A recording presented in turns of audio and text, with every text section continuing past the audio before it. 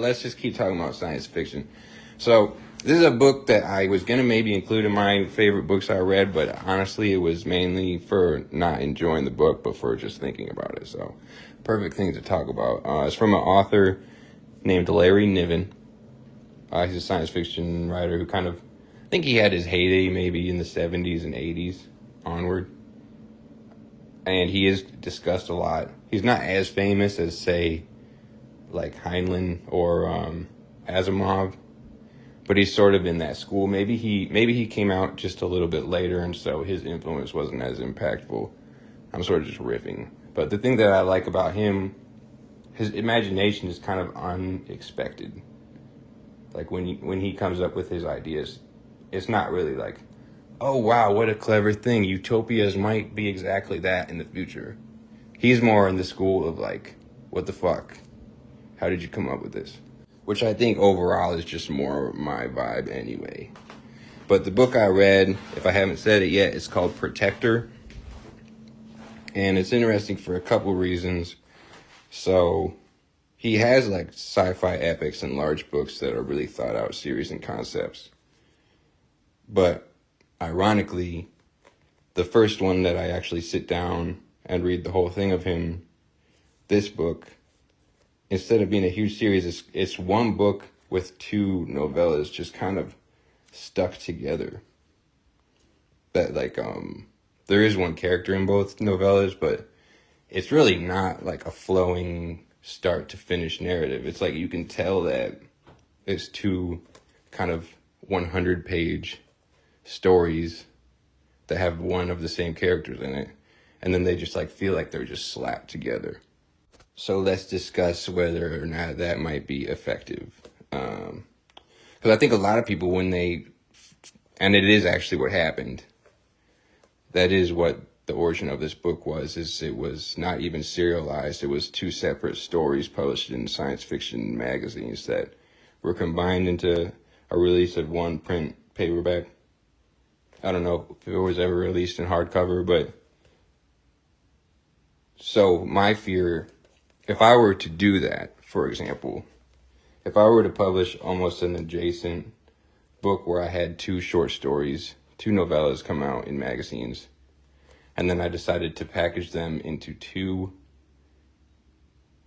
one book as one novel, I would be afraid that readership would feel like they were kind of tricked, or feel like they were kind of purchasing something that feels cheap or feels thrown together, which maybe thrown together is the biggest problem. Because one of the reasons why this is so thought-provoking to me is because I do think it's something that could really work. I do think there could be a serialized, just two novellas put together and they're combined and they tell this really effective story, or they tell this really iconic two episodes of the same larger idea or statement or book or whatever. But that being said, just getting down to it, the two stories in this Protector by Larry Niven, the first one is interesting and good, and then the second one is so boring. It's like it falls really flat. So let's talk about the plot. So it basically centers around an alien species that has two or three stages of its life, all revolving around keeping their bloodline or keeping their species alive. And so I can't remember if there is a first childhood stage, but the adult stage is where they breed, actually. So they breed, they multiply. And then the third stage, once they reach a certain age, they become these sort of protector species. And how they do that is there's this strange root that the alien species eats. They eat it until they like get sick. And it changes, they eat so much of this root that it basically changes their body, it preserves their body. And so therefore when they preserve their body, they're able to preserve their bloodline, their DNA.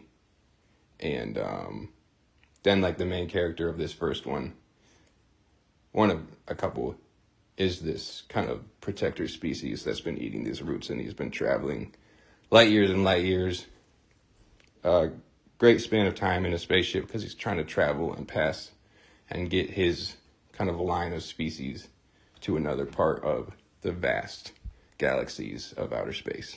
And so that first novella operates like that. It starts with the alien species traveling in a ship, and then it switches back to humans who are not, they don't have anything to do with this species. And then it goes back and forth pretty rapidly, actually, almost on a paragraph to paragraph or 3 paragraphs to 3 paragraphs between this protector species and then the humans that are eventually going to have contact with it. And that story was very interesting. And then the second story, things happen in it. I won't spoil it because something happens at the climax of the first one that like creates a situation in the second one. But it just felt like almost maybe he had written the second one, unsure what he was trying to do or unsure what sort of arc he was trying to create. It felt very drifting and it felt very, the characters weren't interesting. And so maybe that is the biggest flaw in thinking about whether or not you can take 2 novellas and just combine them. The biggest flaw in this book is not that he did that, but rather that the second half didn't feel necessary or thought out or even to be like a productive add-on to the first novella in it. And maybe even the only reason I'm talking about it or feeling like it's worth talking about is because of how it seems like a failed attempt, because now that I'm thinking about it, I think even like the Foundation series, the first Isaac Asimov Foundation story series, or the book of it, actually was also 2 or 3 or perhaps 4 already published stories that combined to become one novel. But